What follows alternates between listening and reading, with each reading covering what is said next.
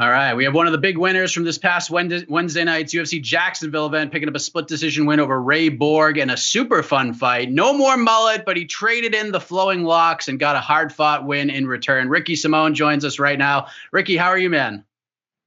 Man, I'm feeling good. Especially with how this last year has been. Good to get back in the win column. Absolutely. Congratulations on the win, Ricky. We'll get into some of the X's and O's from Wednesday night in a moment, but how does it all feel less than 48 hours removed as we record this conversation? Feels good. It was a unique experience, kind of like I said, kind of going into this whole thing, like I was approaching like the Contender Series, short notice fight, not really in front of a crowd, so it felt a lot like the Contender Series, very similar. So. But I feel great, and I'm super proud of my team that how they were able to put together such a great camp for me in such a small amount of time, and we were able to go out there and execute like exactly what we worked on. So, kudos to American Top Team Portland and Team Oyama's. Yeah, how did that come together? Because you just mentioned it here, but you also mentioned in the post fight that Team Oyama kind of came into your training mix. How did that all come together? Yeah, he's been working with Brent Primus, one of my teammates, for a little bit now, and I think I've cross trained over there a few times, and then just like I just really like his style and like his dedication and enthusiasm for the sport is incredible. So he just pumps me up every time I'm in there, and so I was supposed to be on that Portland card, and I was over there training. I had an Airbnb for a few weeks in California, and I was in the middle of training. My ear was about to fall off. I was ready to go. Then they canceled all the fights, and so I came home, and but I just stayed on top of that work. I was in great shape, so I was just waiting for something to come up. So, but yeah, there's some. I'm gonna keep continuing to travel to California and train over at Oyama's, definitely. Who were you supposed to fight on that Portland card? I don't remember any announcement being made. Yeah, I was traded I was like 4 or 5 weeks into camp, and I'm like, can I announce this fight or what? Like, I'm about to fight. I thought I was gonna fight like at the Moda Center at home, it was a pretty exciting thing for me. And before I even got the chance, they canceled them. So I was supposed to fight Saeed Nurmagomedov, I think was the name. Oh, that would have been an interesting fight. Maybe you could have that down the road. But like you mentioned, this wasn't your typical fight week. I mean, Contender Series aside and the aesthetics of actually being in the arena, but you're fighting in the middle of a global pandemic. How would you describe the experience overall and how everything was laid out by the promotion heading into the fight with the medicals and everything? Man, they were on it.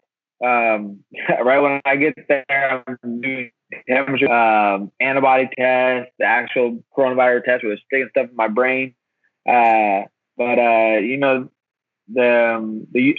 the people behind the scenes in the UFC are always incredible. So like, I was like really comfortable going to the event, knowing that like they're going to be the ones like, kind of helping take care of me and make sure I'm getting done what I need to get done to be able to compete. So it was a little crazy just with the pandemic, everything going on, but I have knees and elbows and shins flying towards my face, and I'm a very healthy person. So this virus is the last thing that I was worried about during fight week. You're a guy, obviously, who focuses on the task at hand, and you spoke about it during the virtual media day. But with everything involved with the testing, the medicals, and all the things involved here, short notice, weight cuts, and such, was there a part of you that had to sort of control your excitement a little bit? Like, in other words, was there a little part in your mind where you were like, look, I'm confident this fight's going to happen. I'm ready to go. But with all the layers here, I'm not going to get fully excited until I actually make that walk to the cage. There was a little piece where I was a little worried, just not only the factors of the virus, but also with Borg and his history of missing weight. And so like, I was like, from both sides, it's kind of like, I already had that Portland card fall out. I spent plenty of money on that training camp, and I spent plenty of money on this training camp because a short amount of time I was bringing training partners in, having them quarantine over here at my place, and all we were doing is here into the gym. So yeah, I was a little worried that it wasn't go through. So it felt good. Like when I actually got to the arena and I was like, okay, this is happening. Let's talk about the mullet real quick. You addressed it before and after the fight. You're a married man, and I can attest to that. Sometimes you have to pick and choose your battles when you're married. But I'm curious, how long did it take her to convince you to get rid of it, and how did she react to seeing your new hair for the first time? I just blame it on her to give her crap. I'm on ESPN. I have the spotlight, so I'm gonna talk a little bit of crap to my wife, but she's really not the reason that I cut it. My management, Jason House, and my coach Fabiano, just after that last fight, they're like, "Hey man, when you get hit and you got this crazy thing in the back just flapping around everywhere, it makes it look way worse sometimes." So they're like, maybe that could be play a factor in your fight. So let's cut it. And I was okay with it. It was super. I even cut 5 inches off that thing, and it was still banging. So when I do something, I do it 100%. It was out there. So, it was definitely fun. I love growing the mullet. I have so many fans from the mullet, and people tagging me in all these crazy mullet memes all the time. So, I'm not against growing it back out. Just let me get on a little bit of a streak. You mentioned in the post fight that you and your wife want to start a family, and trust me when I tell you this, Ricky. Everyone in your life, once this happens, is going to drop cliches on you about this subject and share their own experiences with you. But I'm here to tell you, sir, and this might be a terrible analogy, but it makes sense to me. When that day comes, treat it like a movie that you wanted to see badly, that everybody else in your life saw before you, and laid out certain expectations to you. Like, go in open-minded, because your experience is going to be different than everyone else's. How excited are you to sort of venture into that world? That's another thing too, is my wife and I are still pretty young. So we just got married this last year, so I keep like kind of throwing out like the baby stuff, but she's very ambitious, and she's just finishing up her master's degree. So I still might have to be waiting a few years before we start a family, but I'll definitely keep that in mind. Well, there you go. You're saying all these things that we don't even know what's happening with you, Ricky. It's crazy. Yeah. I will tell you this. I talk a little bit too much sometimes, I think, especially during the fight. I will tell you this. When my wife and I got married, we said it was going to be 5 years before we had a kid. We were both like, we want to do this, this, and this. And then 2 months later, she was pregnant. So just keep that in mind. But let's talk about the fight itself on Wednesday, because that was a lot of fun to watch, man. And it seemed like you had more fun in there than anyone else who watched it on their television screens. Is that accurate? Yeah, my favorite part about, especially at this point in my career, I've made it to the UFC, and walking out in front of like sold out arenas is like my favorite thing. Like that energy, even when I fought Uriah, like it was all for him. Like the energy was all for him, and they were all like boo. But no matter what, like I love hostility, or I love the love, the energy in the arena. So when it was empty, I was like, all right, well, there's still plenty of people watching. We got to give the fans a show. So I don't know. It's just like, I don't know if it's just like a natural thing for me. I just want to be exciting. I know it's a sport, but at the same time, it's entertainment, and I'm trying to be an entertaining fighter. You and Ray were talking a lot in this fight, and it added to the fun of it all. And the one thing that stuck out was him saying something to the effect of, "Come on, kid." And then you corrected Ray and you told him that you were actually older than he was. What other fun things were said during the fight that maybe we didn't hear that sticks out to you? One thing was I had him like his back against the cage. And I actually, I think it was like 3 or 4 years ago, I stayed over at Cowboys Ranch and for like 3 weeks. Pat Healy took me with him, and they're good buddies. And I stayed at Cowboys' house, and Jafari was there, his Borg's wrestling coach. And Super D, he's a really cool guy. I had Borg's back, and I was like, oh man, you got Jafari in your corner. I was like, oh, you got Super D in your corner. That's pretty cool. I was just goofy. I was just saying random stuff. Like, I don't know. I do it a lot when I spar, and a lot of times when I fight, I talk as well. So just with no audience, you guys actually got to hear some of it. So did it just feel different being in there? Like, I know you fought on the Contender Series, like you mentioned, and the empty arenas and stuff like that, but just being in there and having a fight like that, did it just feel different than any of your other UFC fights from that perspective? Yeah, definitely. Usually, just so loud in there, but you're hearing every strike land, and and you know, so I could hear the commentators. I flexed on DC at one point. I don't know. It's definitely a different vibe, but I've always said once I get in there and we're in a cage and we're about to fight, so it doesn't really matter who's there. I'm gonna have fun and I'm gonna do what I love. I thought you mixed things up really well in that fight, and you seemed to be a step ahead of Ray for the majority of it. He came out a little more aggressive in the third round, as most would expect. He started to land a little more, and it seemed like things started to change a little bit. But then you sort of turned it on, and the fight ended the way that it did. But what was that final round like for you, with Ray starting to pick up the pace a little bit and starting to land some shots on you? Oh well, Ray is very grappling heavy, and he's used to be able to control his opponents. And I noticed like right away when I stepped his shots, like he went into like full on strike mode. So I was like, you know, I'm just gonna keep doing what I'm doing and mixing it up and changing levels. No need to get crazy. I already knew I thought I had the fight sealed. One judge, I don't know what he was on, but yeah, I mean, I felt confident throughout. Ray was fast, but you know, he wasn't as strong, or his shots weren't. There wasn't too much pop behind any of the shots he hit me with. So I was just confident. I was going to keep sticking to the game plan, moving the jab around and get those takedowns when they were there.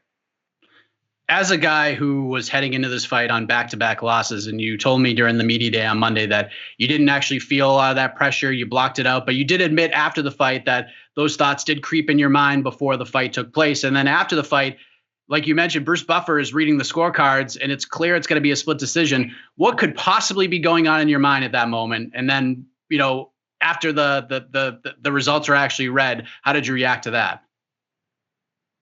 Yeah, I thought I was about to get robbed.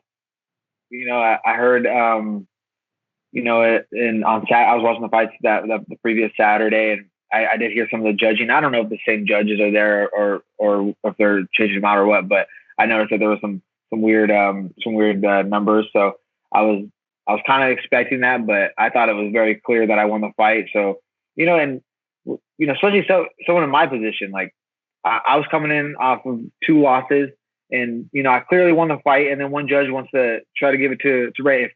You know, I'm just if that was to happen and I did lose the fight, you know, that puts me on a 3-fight skid and I lose my job possibly, you know, just because these judges don't know what the hell they're doing. It's a tough spot to be in.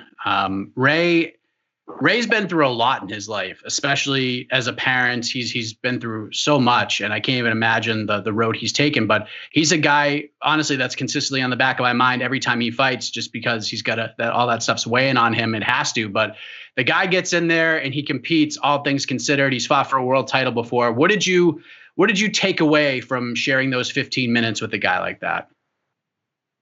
First of all, yeah, Ray, awesome guy. He was awesome sport. You know, we were John a little bit in there, but it was all love afterwards. Yeah, I'm just confident. I'm if you look at who I've fought since I've been in the UFC, I'm never like, let me find the easy fights. Let me pretend I belong here. Like I'm not trying to just be here. I want to keep moving up. My goals is always, I'm always setting goals for myself, and whether it was break the top 15, break the top 10, or you know, and eventually, you know, be the bantamweight world title holder. You know, I mean, that's the goal, and I know I belong here. I'm going to lay my cards right out on the table here, Ricky. I enjoyed the fight very much between Brian Kelleher and Hunter Azure. It was a great fight. Those guys got after it. But I have to say, and no disrespect to those guys, I thought the decision makers for the bonuses got it wrong, and I'm not alone on this. Of course, getting the win is huge for you, but you had to have been disappointed you didn't get a bonus, right? Oh man, that's what I was after. You know, that was my 6th fight in the UFC, and I've already won 2 fight of the night. And I thought, you know, and especially from like everyone sending me messages, everyone tagging me like, oh, that was fight of the night. You guys are gonna get the bonus, and I was like, oh, let's go. And then, but my manager was always straight up with me. He's always, first thing I asked him right away is like, am I gonna get that bonus? And then he told me, he's like, no, I think we're gonna give it to you. And I think he even named off one of that fight. So, I mean, I don't know. I mean, I don't really ever watch the other fights when I fight on the card. So I'm just hoping that my fight was fight of the night and it was entertaining enough. But I'm always after that bonus. Hopefully I can start getting performance of the nights instead of fight of the nights, because that way I'm not all hurting the next day. But but it's all right. So I'll get the next one. We don't, in this sport, as you know, let you savor the flavor for too long. But bantamweight, as you know, is a very exciting division. And one thing I saw on Twitter that stuck out to me was your old friend Merab Dwalish-Willie had some things to say and wants to run that crazy fight back from your debut. Right now, you guys are both probably ranked around the same place, top 20, just outside the top 15. So I'm curious, is that a fight you'd be interested in running back, or is that ship sailed? It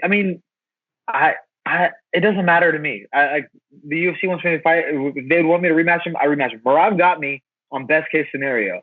He got me 4 weeks after I defended my world title fight. I had staph. I threw out my back, and I had a little fracture in my wrist. So he got me a best case scenario. Short notice, all messed up. I had to make my UFC debut. It was either make my UFC debut on those terms, short notice, or possibly go back to Contender Series that next summer. So I was like, I'm gonna fight, you know. And as far, you know, the other thing is, like, I watch Merab's fights. He's a tough dude. But he's boring. The most entertaining fight he's been in was with me, and it was because of me. You know, we had an entertaining fight because I made it entertaining. All his other fights is what? Him just laying on top of people and they can't get up. Awesome, Merab. So there you go. If it's offered, you'll take it, but it's not one you're really going to seek right now because you feel like you've done enough here. And I'm sure. Hey, we're both young guys. We're gonna be around. I'm sure I'm gonna see him at the top. He's a stud. But I mean, there's plenty of other fights out there. There's plenty more. There's plenty of other fights. And I'm just saying, like, I'm trying to be exciting. And I feel like, you know, no matter who I'm gonna fight, I'm gonna put on a show. And I think, you know, how many bonuses has Merab got since then? Or, you know, how many fights, you know, like, how exciting are his fights? I mean, I'm just throwing that out there. It is a wild time in the world, Ricky. Hell of a fight. Congratulations on getting a win and getting a new 4-fight deal. I can't believe that slipped my mind. That had to have been a nice confidence boost, right? Yeah, it definitely was. Man, I've been signed to the UFC just right over 2 years, and I'm already on my 3rd contract. It's crazy. You know, they always, you know, I always hear people say, like, it's not about getting there, it's about staying there.